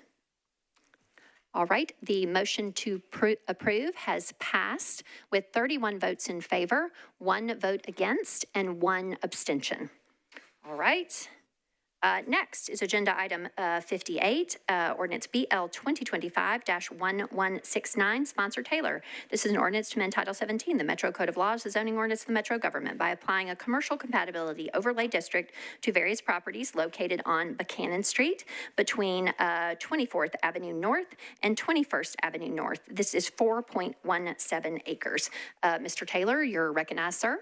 Thank you again, Vice Mayor. Committee reports, please. For the report of the Planning and Zoning Committee, Chair Horton, you're recognized. Thank you, Vice Mayor. Planning and Zoning recommended approval, 9 in favor, 0 against, 0 not voting. Okay, it's back to you for a motion, Mr. Taylor, to get it before us. Move for approval. Right, is there a second? It's properly moved and seconded.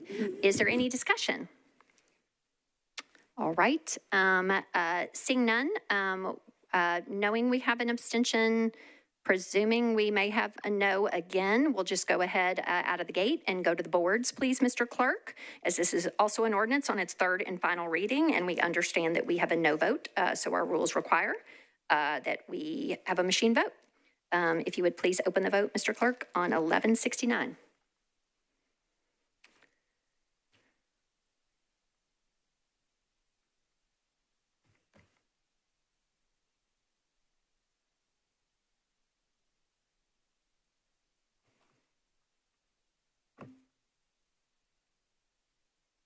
With all votes in, Mr. Clerk, if you would please show the vote. All right, this ordinance has passed its third and final reading with 31 votes in favor, 1 against, and 1 abstention. Next, on third reading, are agenda items 60 and 61. They are companions to each other. Ms. Vo, we will take up the first one kind of separately so that for purposes of an amendment potentially. And then once that amendment has been dealt with, then you can restate your motion to pull in 1249, okay? So I will go ahead and read them both. Agenda item 60 is ordinance BL 2026-1248, sponsors Vo and Horton. And again, it's companion agenda item 61, ordinance 1249.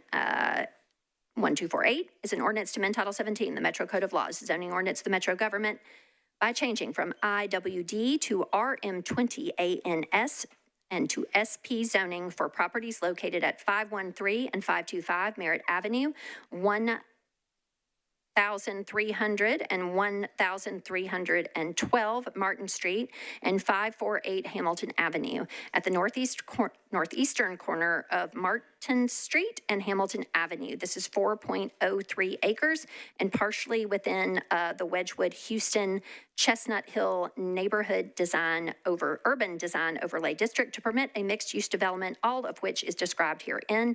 And for 1249, this proposed ordinance requires certain materials to be restricted in the construction of buildings that were mentioned at the addresses in 1248. Ms. Vo, you are recognized. Thank you, Vice Mayor. Committee reports, please. Okay, for the report of the Planning and Zoning Committee, Chair Horton. Thank you, Vice Mayor. Planning and Zoning considered amendment and the bill and the ordinance itself. We recommend approval of the amendment, 9 in favor, 0 against, 0 not voting, and recommended approval of the bill as amended, 9 in favor, 0 against, 0 not voting. All right, and Mr. Horton, can you go ahead and give me the report on 1249, its companion, saying? We recommended approval, 9 in favor, 0 against, 0 not voting. Okay, all righty.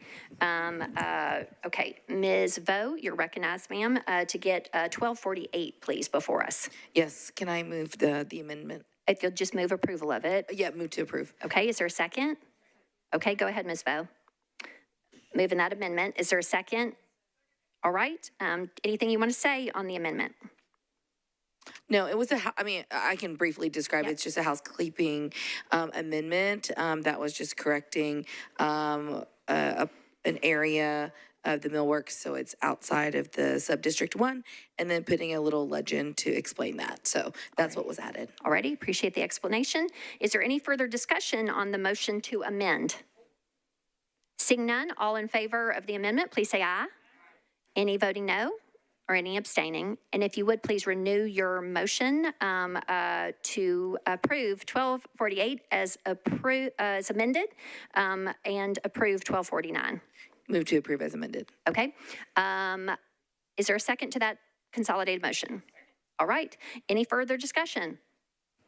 Seeing none, all in favor, please say aye. Any voting no or abstaining? All right. 1248 and the companion 1249 have passed their third and final reading. 1248 as amended. Okay. Next item on third reading is Agenda Item 69. This is Ordinance BL 2026-1266, sponsor Harrell.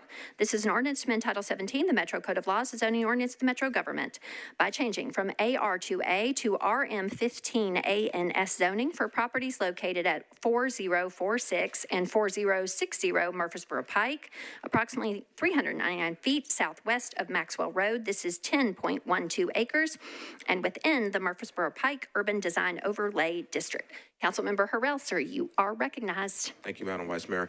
I would like to defer this one meeting. Okay, let's get your committee report. For the report of the Planning and Zoning Committee, Chair Horton,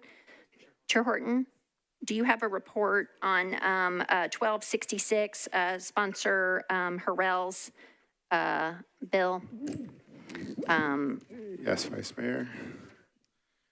We recommended approval, 9 in favor, 0 against, 0 not voting. Okay, so recommended approval, 9 in favor, 0 against, 0 not voting. With that committee report in, now it is back to you, sir, and you're welcome to move as you see fit. Go ahead. I will move to defer one meeting. All right, there's a motion to defer one meeting. Is there a second? Is there any discussion on that one meeting deferral motion? Okay, seeing none, all in favor of a one meeting deferral, please say aye. Any voting no or abstaining? Okay, 1266 will be deferred to the first meeting in April. Its third and final reading at that time. All right, we have 1, 2. All right, special counsel, I was getting too excited there. We have 2 remaining items on third reading. Okay, second to the last is Agenda Item 92, Ordinance BL 2026-1291, sponsors Toombs Hill, Allen Stiles, and Ellis. This is an ordinance approving an agreement between the Metro government and KIP Nashville, a Tennessee nonprofit corporation, for the completion of certain construction work associated with the redevelopment of the Global Mall. Ms. Toombs, Chair, you are, well, yep, you're recognized, but our committee reports are already in. Go ahead, ma'am. Move for approval. Okay. There is a motion to approve, properly seconded. We're on to discussion. Mr. Horton, I'm going to need to recognize somebody behind you, sir. Go ahead there, Mr. Bradford. You're recognized. Thank you, Madam Vice Mayor. Just go ahead and let you know you need to put this on the board because I'll be voting no. Okay. All right. Is there any additional discussion at this time before we move to a vote? Seeing none, and knowing that we have a no vote on this ordinance on its third and final reading, Mr. Clerk, if you would please load the vote for 1291.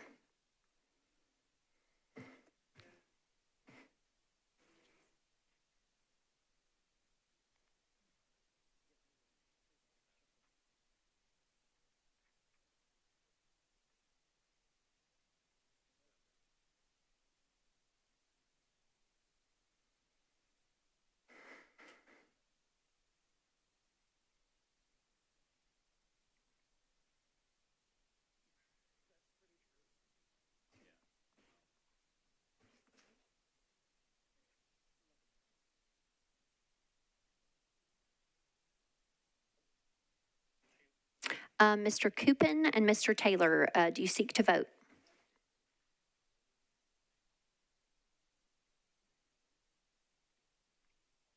All votes are in. Mr. Clerk, please show the vote. Okay, this ordinance has passed its third and final reading with 30 votes in favor, 1 against, and 1 abstention. All right, the last item for council's consideration this evening is Agenda Item 95. This is Ordinance BL 2026-1294, sponsors Toombs, Gad, Vaux, Porterfield, Cortez, Allen, Ellis, and Suara. This is an ordinance authorizing a one-time bill credit to water and sewer users as a result of the January 2026 winter storm. Ms. Toombs, you are recognized. Thank you. Move for approval. All right, there's a motion to approve, properly seconded. We are on to discussion. First in the queue for that purpose is Councilmember Johnston. You're recognized, ma'am. Thank you, Vice Mayor. So I appreciate everyone that's hopefully read my research paper that I that I put onto Council Connect, and I printed it out on everyone's desk.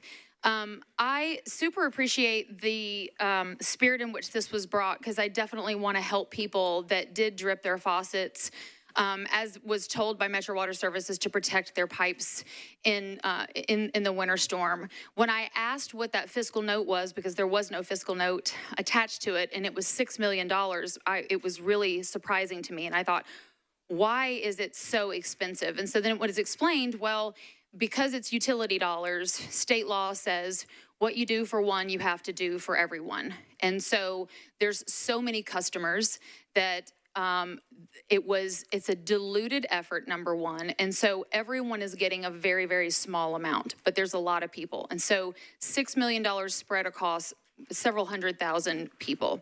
And so depending on what type of customer you are, a residential water sewer customer gets $25.51. A residential water only gets $10.07. Well, you and I all know that our residents were impacted much more than $25 or $10. And so I thought there's got to be a better way to have some targeted relief where we can really help them in the amount that is meaningful to them, because there were people that were impacted $50, $100, $150. I have an elderly gentleman that has a $430 bill that lives by himself that typically has a $25 bill. And so with that, I do have a substitute that I will have to suspend the rules. So I move to suspend the rules, please. Okay, there is a request to suspend the rules. Are there any objections to the suspension of the rules to take up the substitute? Seeing none, the rules are suspended.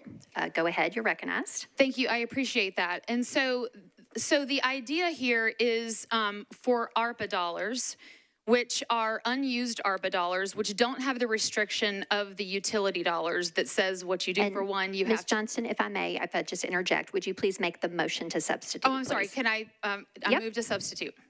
Okay, go ahead, please, ma'am. I'm sorry to interrupt you. Please continue. Thank you. So it's an alternative source of funds which does not have the restrictions around the utility dollars. So that it's targeted funds going to MAC that already has the infrastructure around utility relief. They are already used to that. They do that every single day. And so we can help the people that need help in a meaningful way. So if they have a bill that was in excess of whatever, that is, say their bill was impacted by $100, they get that relief of $100. And so that's what I want to do, is help the people that need help in that meaningful way. And we don't need to help people that weren't impacted. I wasn't impacted. I don't need $25. There's a lot of people that weren't impacted. They don't need $25 or $10. So let's save that money. We don't need to spend $6 million out of our Metro Water Services revenue to do that. We are the water board, and we are tasked with being fiscally responsible with those dollars.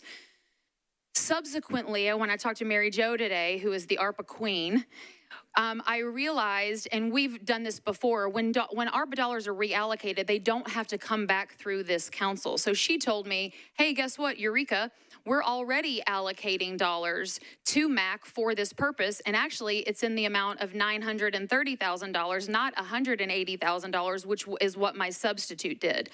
So I'm going to withdraw the substitute because they were already doing this. So $930,000 is already going to MAC to help people for rental assistance, utility assistance, for people that were impacted by Winter Storm Fern. That is in addition to the $250,000 that the Titans have already submitted to MAC for that purpose. There are relief dollars that went to the United Way that are there for Davidson County residents that were impacted as well, so that people that were truly impacted, had to get a hotel room, had increased expenses, had decreased income because of however they were impacted, they can call and get meaningful relief up to $2,000. And I'm going to turn it over to Mary Jo, because she can explain all of this so that we know exactly what people, and that's why I wanted to suspend the rules, so that I could explain exactly what is available to people, because it's much more meaningful than the across-the-board credit that this bill does. That's not meaningful and that has a huge financial impact on our utility that I think is financially irresponsible and doesn't do what we're trying to do, which is help people. So Mayor Jo, could you explain exactly what the MAC program is doing that you guys are already? Point of order, if we could hold the time. Yes, sir? Did the sponsor of the substitute say it was withdrawn?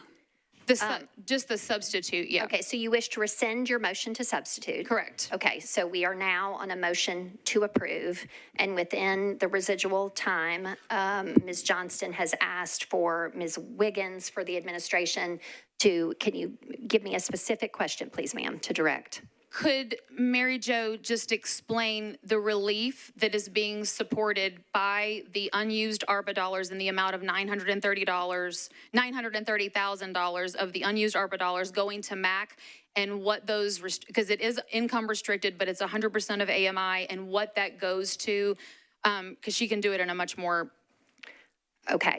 succinct way. You have roughly 20 seconds of residual time. Okay. Okay. And so that I'm going to put to you for those 3 minutes, extracting the point of order time. Ms. Wiggins, you are recognized. And so again, we've got about 20 seconds of residual time. Go ahead, please, ma'am. Thank you, Vice Mayor.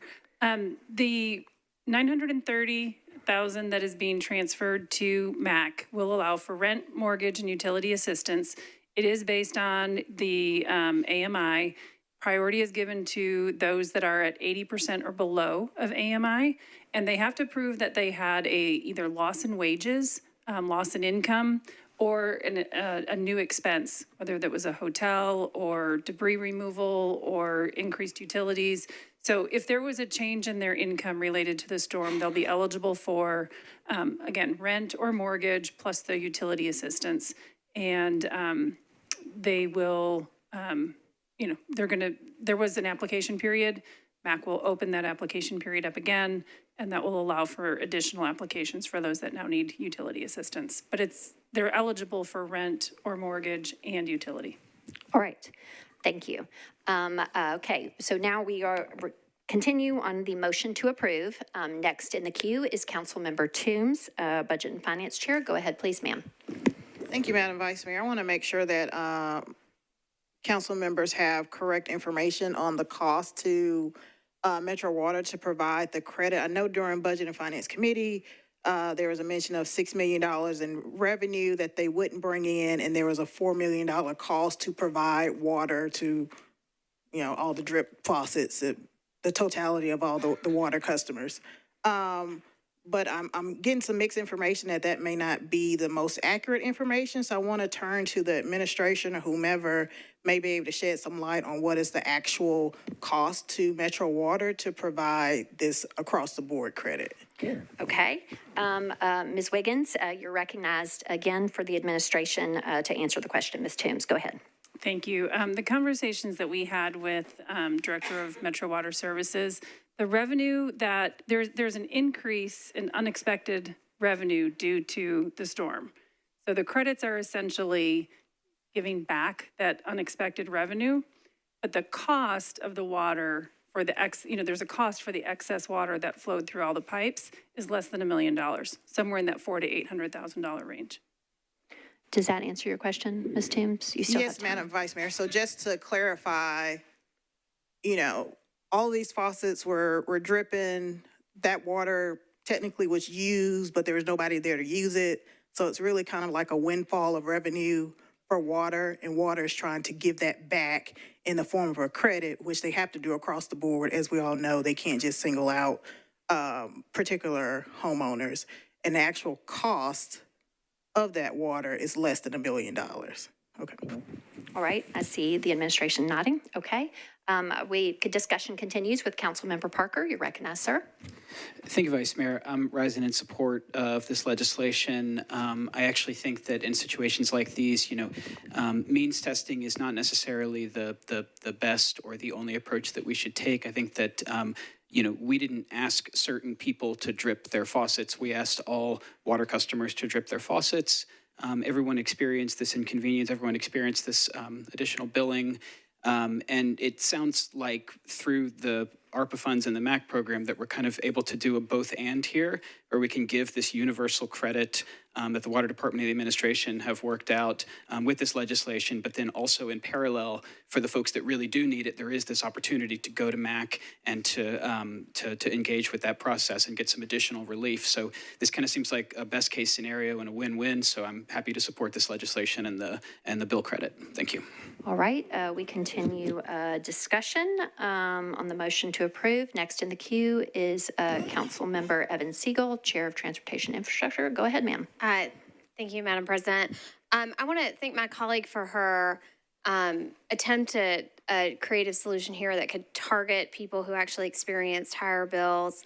Because I do think to the extent that some did, but some didn't, if we could target those who had higher bills, that would be ideal. I also think this bill is not ideal because there are people who had higher bills but are left out. Maybe they live in Madison, right? They may get their water from somewhere else, so they're not going to get this credit, whereas those for Metro Water Services can get this credit. Having said that, I don't want the perfect to be the enemy of the good.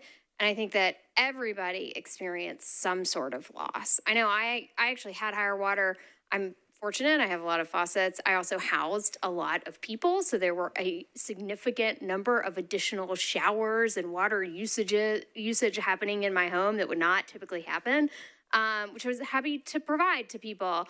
But the people who stayed with me had even greater losses. They lost all the food in their fridge. So their water bill might not have been up, but they had to go out and spend $200 to replace everything that they keep in their fridge and their freezer, right?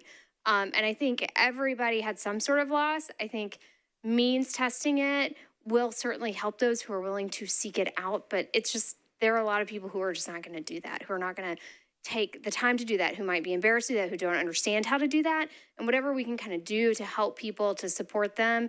This isn't a ton of money for people, but for a lot of folks, it'll go a little bit of the way to replacing what was in their food or their freezer or what went down their pipes that they weren't able to use. And so I think for that reason, I'm going to support this. All right, the discussion continues with Councilmember Evans. You're recognized. Thank you. I just wanted to ask if we could restate what may be obvious to many people in this room, but it's the first time I'm hearing it, kind of related to the actual hard cost to Metro Water. Mary Jo, that you spoke to, is it $1 million? Is that what you said? Ms. Wiggins, if you could reconfirm, please, ma'am. Yeah, the high end of the estimate is roughly $880,000. And then on top of that, there's the money that is ARPA funding that's going to Metro Action Commission.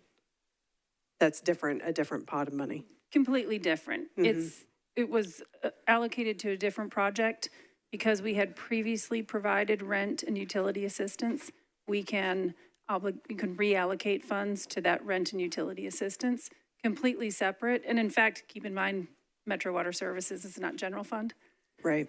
So we're also not impacting general fund. Okay, thank you. I appreciate that clarification. I think that's super helpful information because Metro Action, I think, you know, from a, if we were only giving funds directly to Metro Action, I would have a lot of concerns about that because I know the processing takes such a long time, you know, to be able to have those cases reviewed. But it sounds like the outcome may be more balanced than I was anticipating. So I appreciate the additional clarification. All right, discussion continues with Councilmember Coopin. You're recognized, sir. Thank you, Chair, and thank you both to folks bringing the bill, and thank you to my colleague for kind of diving deep into this research paper. I also share Councilmember Evan Siegel's thought of don't let the perfect be the enemy of good. I'm struggling on this one. I think that on the one hand, we know that people seeking out relief are not always going to have the capacity to go seek it out and go to MAC and fill out forms and get it. So I understand that a kind of a universal credit might be helpful to put money in people's pockets. At the same time, I recognize that, you know, there are many of my constituents who desperately need this relief, and there are many of my constituents who would be glad to give up their relief in this capacity for someone who desperately needs it. And obviously we can't do that with just the way the water utility credits work. And so I'm torn on this one, and I want to see how the rest of the discussion goes, but I do think there's good points being made on in both directions for this. And I think at the end of the day, it's important that we continue to take steps to, especially the folks that are most impacted and most in need, deliver support and relief for them. I know that the NES fund apparently there have been some potential bumps and bruises and people getting those funds, which we need to make sure they're getting. So I think this is a great effort. It's a great discussion. I'm still want to listen to the conversation before I decide how I'm going to vote. Thanks. All right, Councilmember Ellis, you are recognized, ma'am. Yeah, thank you, Madam President. Yeah, so I wanted to pump the brakes for a second and ask two questions. One, why wasn't there a physical note attached to this? Special Counsel Wilson, go ahead, sir. Councilmember, a physical note was attached to this. It did not note the aggregate cost of what each of these bill credits would add up to. Got it. And so, two-part for Ms. Wiggins. The $930,000 in ARPA funds that's going to MAC, is that public information? Like, do folks know how to get those monies or apply for that? Ms. Wiggins, and or if we want to split the administration in response to that, please go ahead. So the ARP funds were all obligated by 12/31/24, and they were all passed by this council through that date. If there is any reallocation of those funds, it can only go to projects or programs or expenses that had already been obligated. So they can't be applied for by the public for a new purpose. They have to only be used for an existing purpose. And those reallocations can be made by finance without council's approval, because council approved that to happen, so that we didn't come back for every reallocation throughout the last, as we get near the end of the use of the funds, there's a lot of reallocation. Somebody's got $9,000 left, somebody's got $32,000 here. This was a larger amount in that it was originally allocated for a grant. There was also another source of funding for that grant, which has come to fruition. And so therefore those funds became available.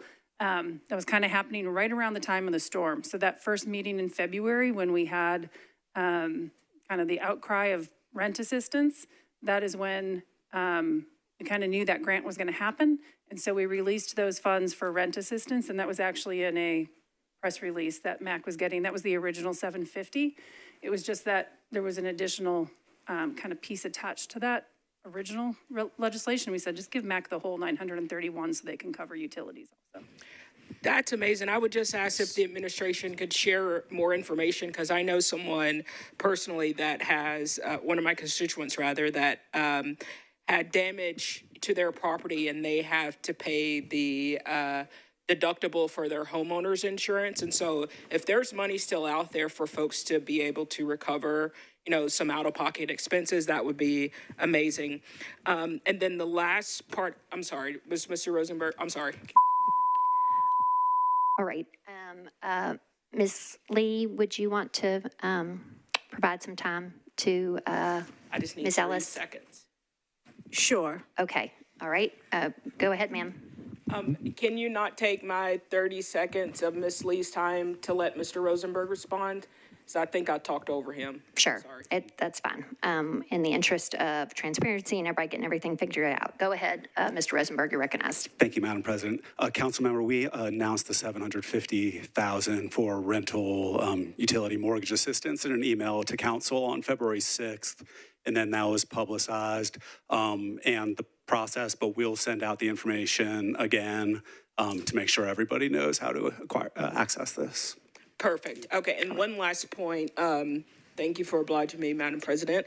Just literally doing back of envelope math. So if the $6 million, so if that's coming out of the Metro Water Services operating revenue, would that essentially get passed on to taxpayers by increases? So would they essentially be taking future money that they would actually be paying their water bills for? Ms. Wiggins, if you could provide a quick yes, no, please, ma'am. No, the way it was explained is there's going to be an increase in billings because of the increase in usage that was unexpected. Okay. And so we're essentially passing that back to the community. Okay. All right. Okay. With that, Ms. Lee, you're recognized. Madam Chair, I actually wanted to call for the question, but I think you have quite a few people on there who want to speak. So if I call to the question, then is it just a vote and so people can see if they want to do it or not? Yes, ma'am. If you choose to call the previous question, it would require a second. It's not debatable, requires 2/3 of those voting to decide if we want to end discussion at this time. Okay, I'll do it that way to let people decide if they want to hear the ones that you have behind me. So just to confirm, are you calling the question? Yes. Okay. Is there a second? Okay. This is non-debatable. It requires 2/3 of those voting. If you are in favor of calling the previous question, that means you want to end debate and discussion on this matter. I think in an abundance of caution, Mr. Clerk, if we could please go on the machine, colleagues, and very quickly vote on calling the question. This will end debate. If you would, Mr. Clerk, please open the machine.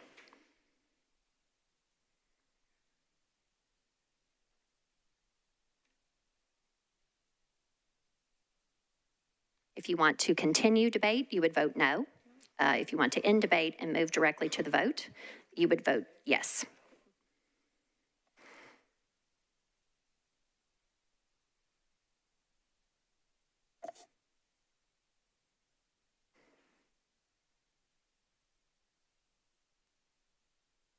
All right, Mr. Clerk, please show the vote. The motion to call the question fails. It requires 2/3 of those voting. The vote is 16 in favor, 14 against, and 2 abstentions. So we continue discussion on the motion to approve. Next in the queue is Councilmember Johnston.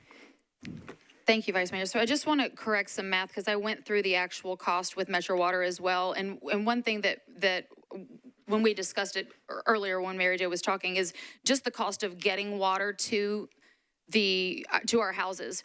What they failed to add in there was the cost of wastewater and treating the water as it came out of your house, which is a much higher cost. And so per gallon, it's a 54% cost of what's billed is the actual cost to Metro Water. The actual fiscal note is $5,984,853. That math is due to however many residential customers that are water sewer times that credit, commercial water sewer times that credit, residential water only times that credit. All of that adds up to $5,908,000. That is the money that is going out. That is the fiscal note that Metro Water is hit with. The actual cost is 54% of that to get the water to our homes, nice clean water, and then to treat that water out. So it is a much higher fiscal note than what is discussed. And I dealt with that talking with them. My point is that this is a very small amount of relief to people that need it, and it's a very small number of people that have been impacted. 26% of people saw an increase. 26% of people saw an increase. So 74% of people are getting a credit that saw no increase at all. Out of the 26% of people that saw an increase, 48% of those saw a 1 CCF increase, which is a normal variance of that. This is a huge fiscal note for our utility to be spending money that's not solving a problem that we need to solve. I want to help people. I think we all want to help people, but we want to help people in a meaningful way. And we're doing that through these ARPA dollars through MAC. And we can figure out a way to get that information to people so that they can have access to these dollars to get the meaningful help that they need. But if I was impacted by my water bill in a serious way and I got a $25 credit, that's actually going to make me mad. But Metro Water Service should not be subsidizing a hotel expense or anything else. That's not what our utility dollars should be subsidizing.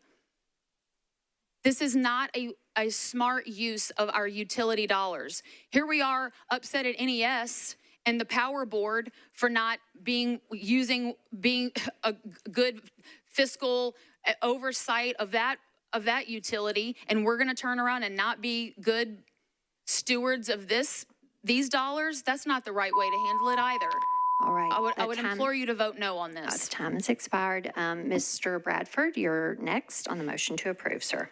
Thank you, Madam Vice Mayor. I would like to move for a one-meeting deferral with a re-referral to the Budget and Finance Committee. All right. There is a motion to defer, and it is properly seconded.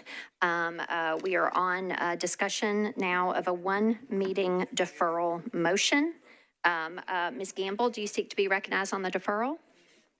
Go ahead, ma'am. Thank you, Vice Mayor. And I guess if we do vote for a deferral, I just have a question regarding the bill. I'm reading it, and it says that it does impact the credit, would impact water and sewer, being that most of my district does receive Madison suburban water. I just want to clarify or find out if someone in the administration can clarify that those Madison suburban customers would still get a credit because of the sewer portion. Ms. Wiggins, can you quickly clarify that, please, ma'am? I do not know the answer to that. Whether Madison water. Yes, ma'am, Ms. Evans-Eagle. If it was answered in committee and my colleague were to call me, would I be allowed to answer that question for her?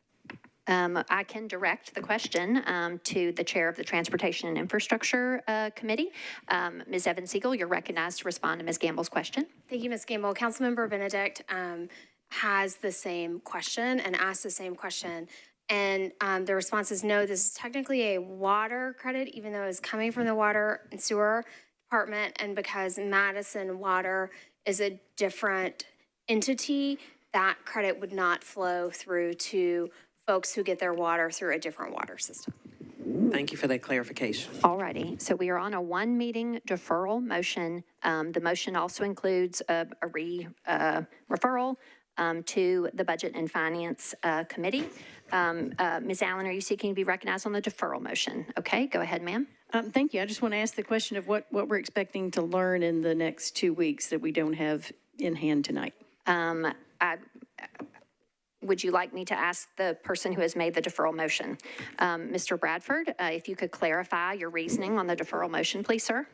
Thank you. So listening to some of the conversations today, it seems like a lot of new information has been coming up. And there's a lot of this information I'd like to see in writing from Metro Water, from Metro Finance, to make sure, to the point made earlier, we are the water board of this county.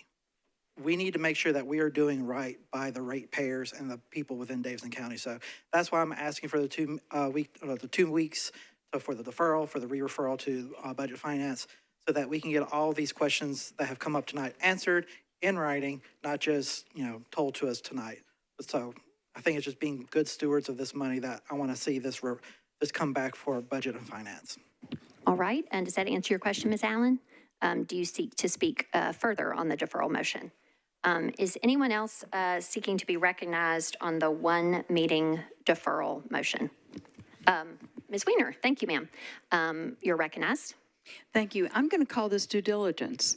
I think it's a great idea. I think it just gives us a little backstop for when we make the decision to help people the way we should actually help them. Thank you.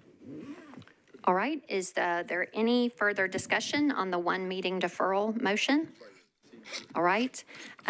We'll try it first by voice, but if it's not clear, we will go on the boards. As I say to members all the time, it is not about volume, it's about number. All in favor of the one-meeting deferral motion, please say aye. All those against the one-meeting deferral motion, please say no.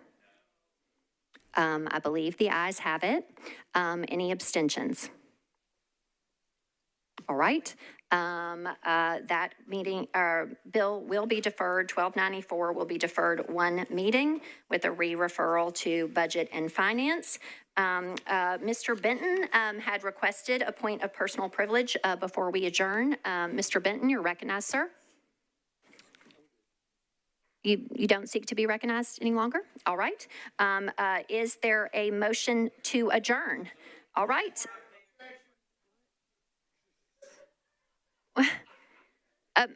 Ms. Toombs, do you seek to be recognized for a point of personal privilege? Go ahead, ma'am. Thank you, Madam Vice Mayor. Other than that, my birthday is tomorrow, Saturday,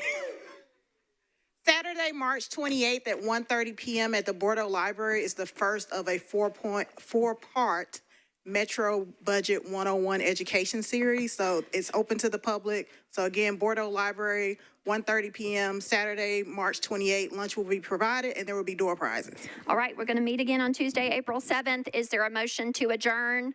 So moved. We are adjourned.